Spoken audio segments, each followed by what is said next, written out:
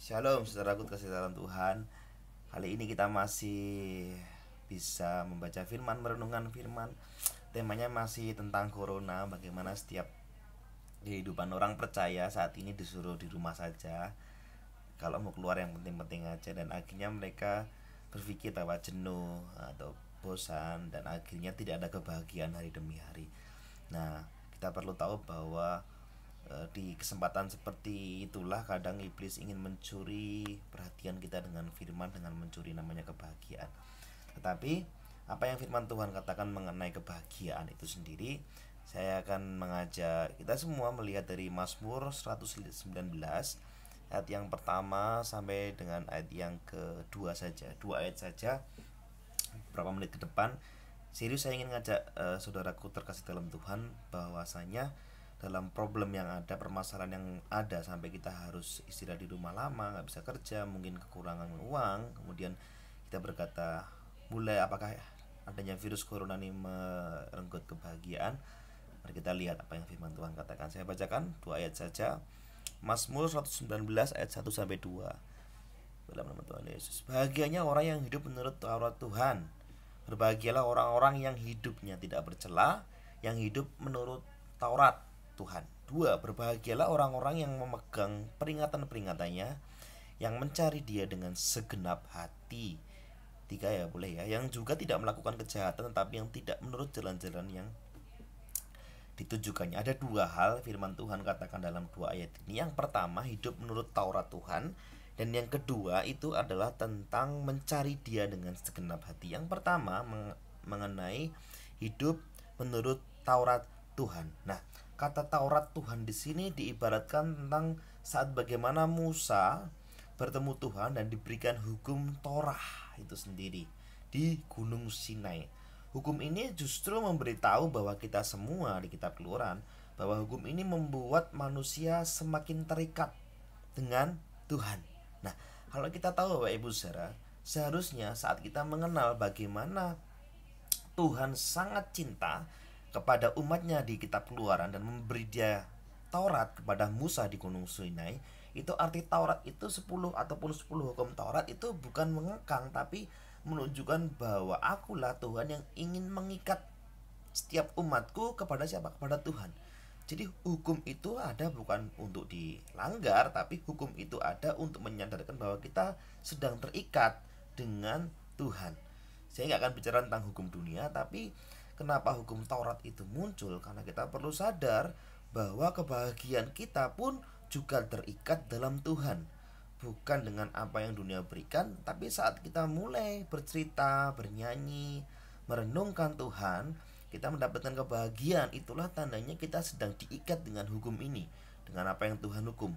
Maka dari itu kasih karunia datang itu untuk memperlengkapi, bukan meniadakan hukum Taurat. Sekali lagi, untuk memperlengkapi kasih yang ada.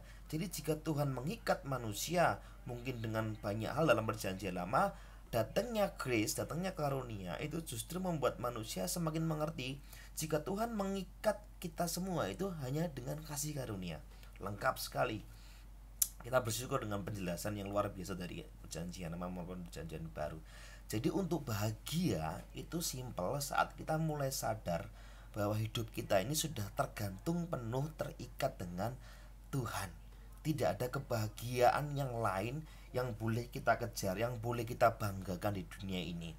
Orang sehat bisa sakit, orang kaya bisa miskin, orang populer bisa menjadi banyak sekali haters. Apalagi, jadi kalau kita mau mengandalkan semua apa yang sudah kita capai dalam dunia ini dan kita bilang kita akan bahagia, itu tandanya menjadi suatu hal yang sangat berlawanan sekali lagi.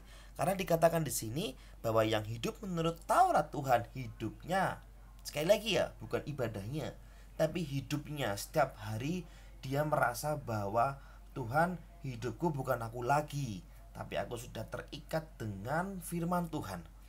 Jadi suatu hal yang sangat konyol jika ada orang yang menikmati Tuhan tapi dia tidak pernah mengerti ajaran Tuhan, atau dia tidak pernah merasa saat dia baca firman ada kebahagiaan yang muncul.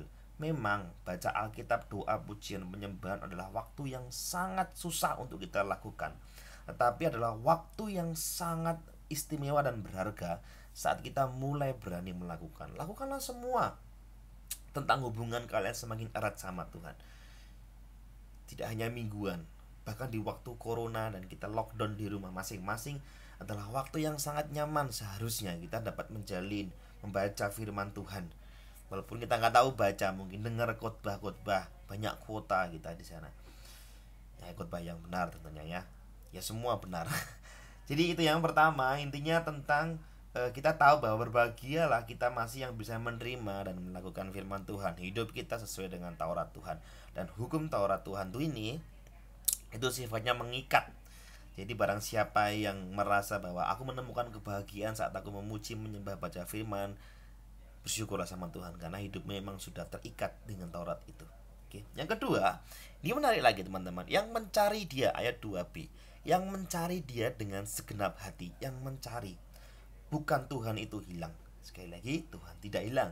Tapi kata mencari itu menggunakan bahasa bahasa Ibrani daras. Artinya apa? Menyelidiki, bertanya, membangun komunikasi yang benar, baik, dan begitu rindu kepada Tuhan. Seseorang jemaat Tuhan yang dikatakan engkau berbahagia saat engkau mulai mau menyelidiki hati Tuhan, mau menyelidiki firman Tuhan, mau bertanya tentang hidupmu, mau mencari tahu semua dalam hidupmu itu kepada Tuhan. Terkadang kita ragu apakah Tuhan mampu memberi kebahagiaan yang kita inginkan. Wajar, karena Tuhan tidak ingin kita jatuh dalam dosa karena kerinduan kita hanya untuk bahagia. Tetapi Tuhan ingin kita bahagia hanya bersama Dia. 2 poin saja teman-teman, saudaraku terkasih dalam Tuhan, kiranya bisa meluruskan lagi opini kita tentang kebahagiaan, bahwa memang bahagia itu tidak sesuai apa yang dunia tawarkan, tapi bahagia itu saat kita mulai merasa terikat dengan Tuhan, kita mulai sukacita saat kita mengenal firman Tuhan. Dan yang kedua, kalau kita ingin bahagia, selidikilah firman Tuhan. Saya nggak pernah bisa kasih jaminan teman-teman, yang bisa beri jaminan hanyalah Roh Kudus. Jadi jika teman-teman atau saudaraku terkasih dalam Tuhan baca firman Tuhan, mungkin apa yang saya dapatkan tidak didapatkan oleh kalian, dan apa yang kalian dapatkan tidak pernah didapatkan oleh saya. Tapi percayalah, hanya dengan satu sumber, yaitu Roh Kudus, yang akan menuntun kita dan mengerti arti kebahagiaan itu sendiri.